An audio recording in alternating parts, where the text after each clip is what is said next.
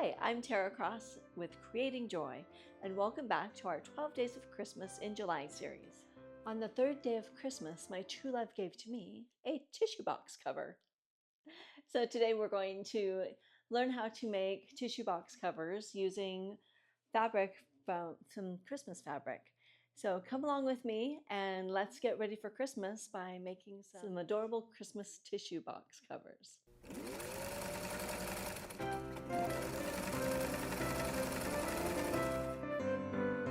So the items that you will need to make your own tissue box cover are, first you're going to need your design. So I went to Etsy.com and I searched up tissue box cover and I found it's Jewel Designs, and she has several different tissue box covers, and I downloaded it onto a USB stick. So I decided to get the design that was just a plain outline of a tissue box cover so that I could use my different fabrics that I have. I have so much fabric that I thought I could make seasonal ones with the fabric I have. So you're going to need some no-show mesh stabilizer, and you'll use this to put in your hoop. Then next you're going to have to pick your fabric. So I had some red truck Christmas tree fabric that I wanted to use for a tissue cover. Then you need some batting. So you can either use batting. I have a ton of felt that I'm going to use for the inside of my tissue box. So it's a way to use up your felt if you have a whole bunch of that. And then this is the inside of your tissue box. So you'll need two different fabrics, batting, and then matching thread. So this is my embroidery thread that I am using. You're also going to need some tape. So I have some masking tape. That way you can tape it down on the back so that it'll stay on when you're embroidering. So the first thing I'm going to do is take my 5x7 hoop and my stabilizer. I'm going to just center it down on top of it and secure it. I'm going to tighten my little screw right here. Okay, so I've got that done. Now I'm going to set that aside. Next, I'm going to take my fabric. So you could just put your fabric down on top of it when it's time and let it stitch around it. But I'm going to go ahead and cut pieces that are, they're not a total 5x7, but pretty close. So this is a scrap that I have. So I'm going to go ahead and just measure it and cut several pieces. So I'm going to need a total of 5 pieces. So I'm going to cut it approximately the 5x7 of my hoop.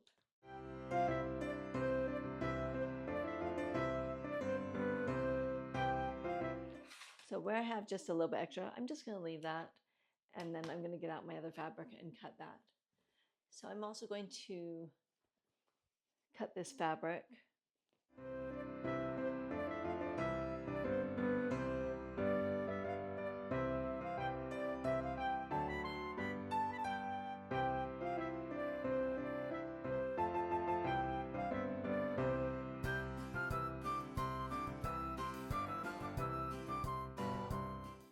So now that I have these all cut, now I'm ready to take my hoop and we'll embroider out the first design.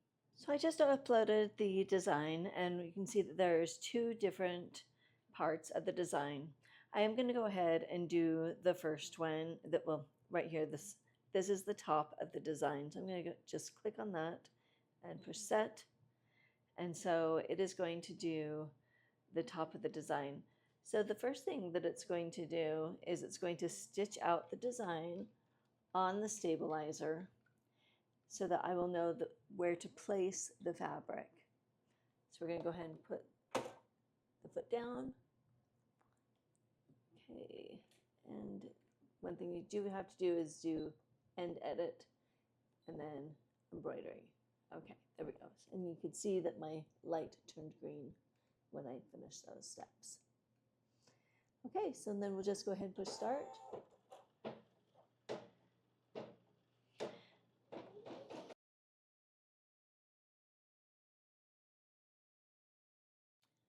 Okay, so now I'm going to go ahead and put down my batting and put the foot down, and it's going to embroider it on.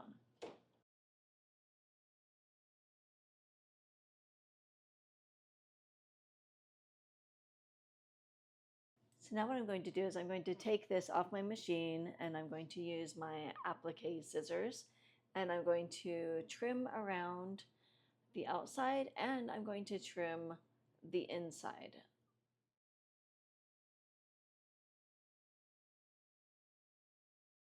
The next step we're going to do is we're going to tape on our bottom fabric and then we're going to flip it over and we're going to look at our top fabric and decide how we want it to be placed with the design so we can now see where it's going to be. So I can slide it down with my image and see, well, I want this truck to be on there. If I want it face this direction or if I want it to face this direction. We need to see the bottom too. We need to make sure it's going to be covered, right? And I could check my different fabrics and see. I'm going to look at some of the different placements of. So if this is the truck that I want on the top, so this will show the truck. The tree will be cut off a tiny bit. So you have to decide, do you want to lose some of the wheels, lose some of the tree? Doesn't really matter. And at the same time, you want enough at the bottom. So that's how that one is going to be. I want to check the other ones. Yeah, they're all about the same because it was just cut straight across. Yeah, I think this is going to be my best bet. Okay, so I'm going to go ahead and tape this on. Help it to stay in place. And then we will hook it back on the embroidery machine.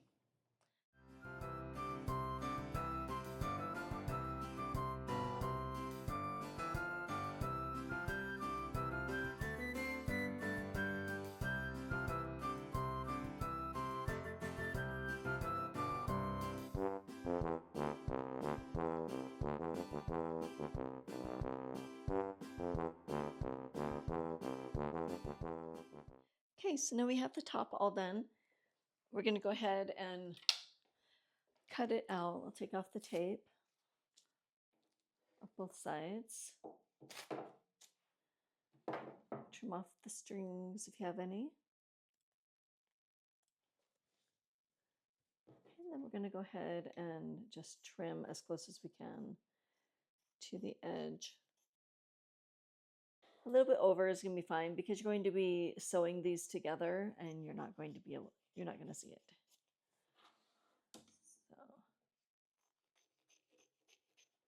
So this is what the inside is going to look like and this is the top.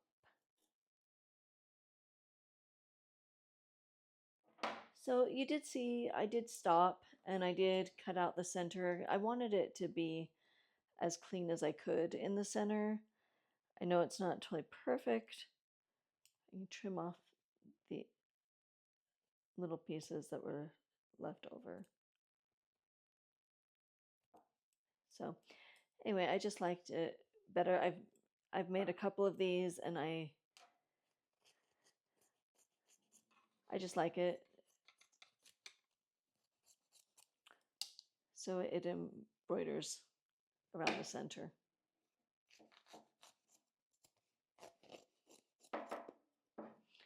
Okay, so we've got the top done and we are ready to do the sides now. Okay, now we're gonna go to our last, we want to go to our other design. So is it okay to cancel the current pattern? Yes, we are done with this one. Okay, so now we're going to search it up again.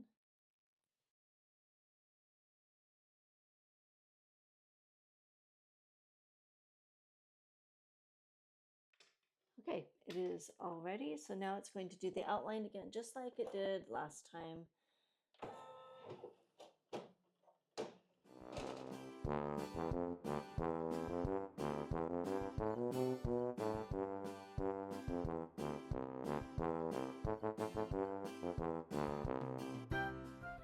once it's done embroidering, then just go ahead and cut straight through. Don't cut the little line there. Cut right along.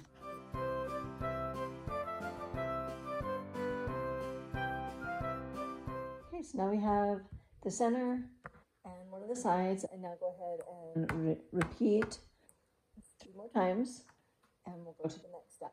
Now that we're done embroidering all of our different pieces, we're going to go ahead and take it to our sewing machine, and we're going to just set them next to each other, and we're going to do a wide zigzag, and it's going to connect our pieces together. So we're going to do each of the pieces zigzagging across on each side. So I wanted to show a really quick way of how to cut away your edges around your embroidery. Just take your cutting mat, line up the ruler so that's just over the edge of the embroidery so you don't cut it. Then you're going to slice each piece off.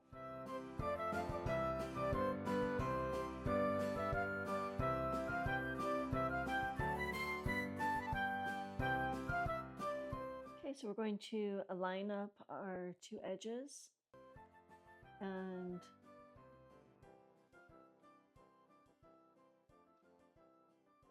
I have my zigzag. It's on this machine, it's number 4, and I have turned it so it's number 7. So it's the highest, the widest it can go for a zigzag, and it's the smallest it can go for how close it'll be together. So we'll put the presser foot down and give it a try.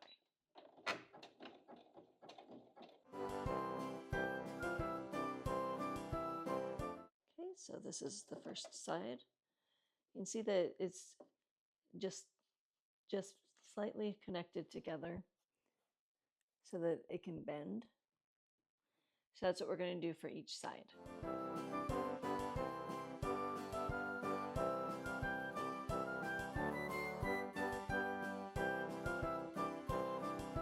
Now that we have the 4 sides sewn on, now we're going to take them and we're going to come together. We're going to start at the end and we're going to go towards the point. We're going to do the same thing that we did to the other ones, where we're going to zigzag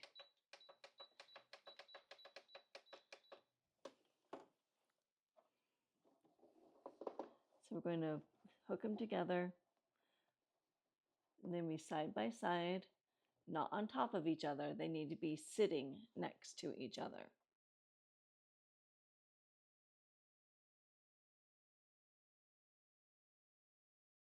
So in the point here, we need to flatten it out a little bit to make sure that it's going to hook together right.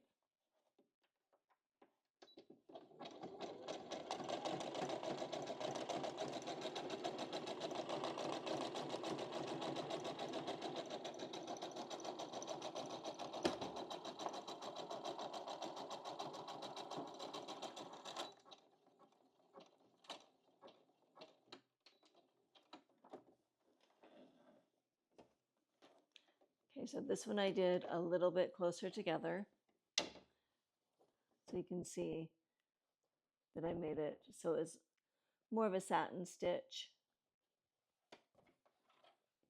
So that's something you can do, is you can make it closer together for a satin stitch. So now I'm going to just continue around and do each of the sides.